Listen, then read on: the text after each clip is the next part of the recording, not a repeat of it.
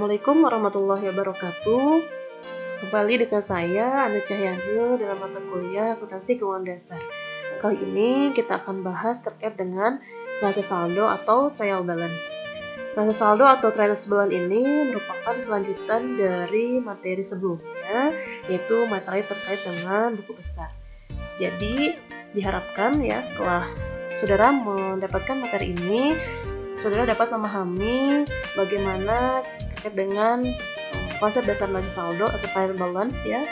Kemudian juga nanti yang utama adalah saudara dapat membuat neraca saldo ya berdasarkan informasi yang ada dalam buku besar. Oke, kita langsung lanjut ya. Nah, neraca saldo apa neraca saldo itu ya? Neraca saldo adalah daftar dari saldo-saldo perkiraan di buku besar pada suatu periode tertentu.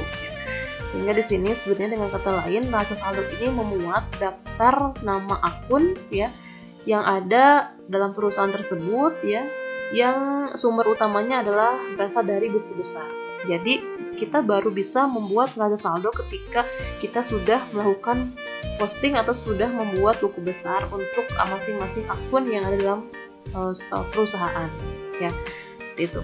Nah, kemudian apa fungsinya? Fungsi dari neraca saldo ini adalah untuk menguji ketepatan pencatatan transaksi ke dalam jurnal dan buku besar.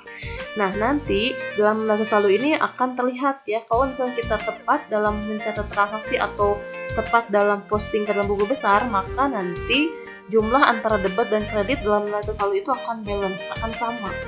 Namun sebaliknya, ketika misalkan terjadi ketidaktepatan dalam pencatatan transaksi dalam jurnal umum ataupun dalam posting ke buku besar, nanti pasti tidak akan balance ya, akan ada selisih antara debit dan kredit yang ada dalam neraca saldo.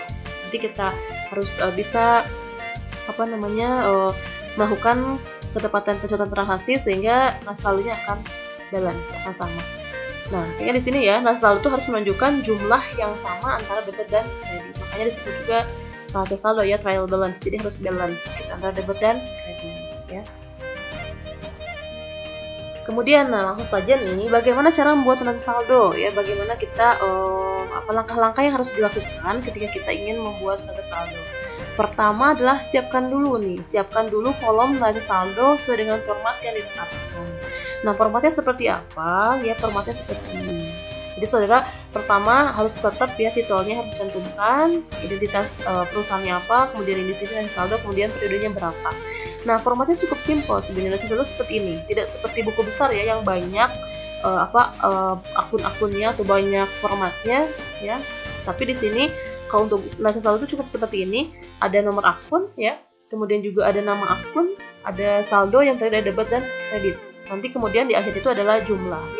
Nah, makanya di sini tadi harus menunjukkan jumlah yang sama. Kalau misalkan ada selisih, berarti di situ ada kekeliruan. Harus kembali lagi ke buku besarnya ya. Nah, formatnya silahkan sudah buat seperti ini ya. Setelah itu kita langsung ya tuliskan nomor akun dan nama akun sesuai dengan yang ada di buku besar. Jadi saudara masukkan nama-nama akun ya, nama akun yang ada dalam perusahaan tersebut berasal dari buku besar, misalkan seperti ini ya. Buku besarnya kan pertama di sini ada akun kas, maka kita langsung masukkan kas ya, kas, kemudian juga ada kas, ini kan nomor akunnya 111, maka kita masukkan 1 di sini.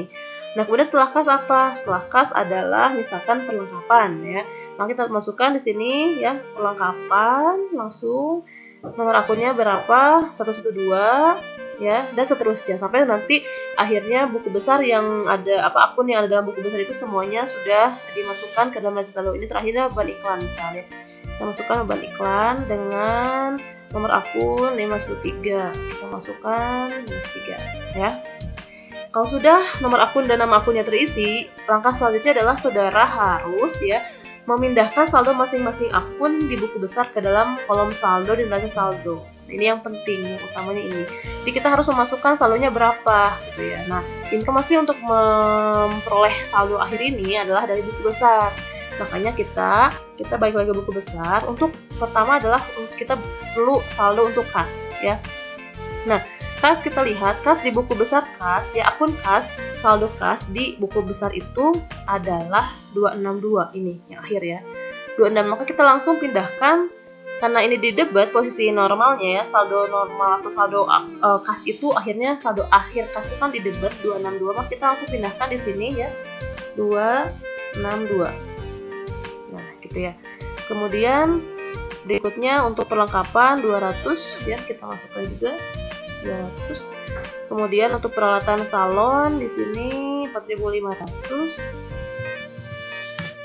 Kemudian utang dagang di kredit ini ya, ini saldonya kredit, ingat jangan semua debit ya karena ini kan utang dagang. Utang dagang 200, kita masukkan 200. Atau copas juga sebenarnya ini mudah ya, untuk copas aja ya biar lebih mudah ya. Kemudian utang bank ini ya langsung sama dengan aja biar nanti tidak terjadi kesalahan ya. Utang bank 3.000. Kemudian modal dewi 1.500. Kemudian prive juga, prive dewinya di sini debit ya, debit. Prive dewinya debit 100. Kemudian pendapatan cuma di kredit ya, pendapatan. Oke, pendapatannya 700. Kemudian beban tuh di debit. Beban 168. Beban sewa 120. Kemudian beban iklan terakhir ya, beban iklan adalah Rp50. Nah ya, oke ini sudah ya, sudah semua terposting, sudah semua sudah semua termasukkan ya saldo akhirnya. Nah tinggal langkah selanjutnya adalah kita hitung total kolom debit dan kredit di neraca saldo ini ya. Kita lihat ini sudah otomatis terjumlahkan ya, ini sama jumlahnya. Ini artinya bahwa jumlah atau neraca saldo yang kita buat itu sudah betul ya, dan juga langkah-langkah yang tadi sudah kita lakukan di jurnal umum maupun di buku besar sudah tepat. Oke gitu ya, ini untuk neraca saldo saya kira lebih mudah ya daripada maksudnya lebih mudah daripada yang lainnya, mungkin yang lebih mudah ya, cuma ini lebih simpel, bukan lebih simpel itu mungkin ya. Neraca saldo saya kira lebih mudah ya. Oke ini kan sudah ya. Nah baik, terima kasih ya atas perhatiannya. Mudah-mudahan nanti saudara bisa membuat saldo dengan baik ya. Seperti itu, terima kasih semuanya. Wassalamualaikum warahmatullahi wabarakatuh.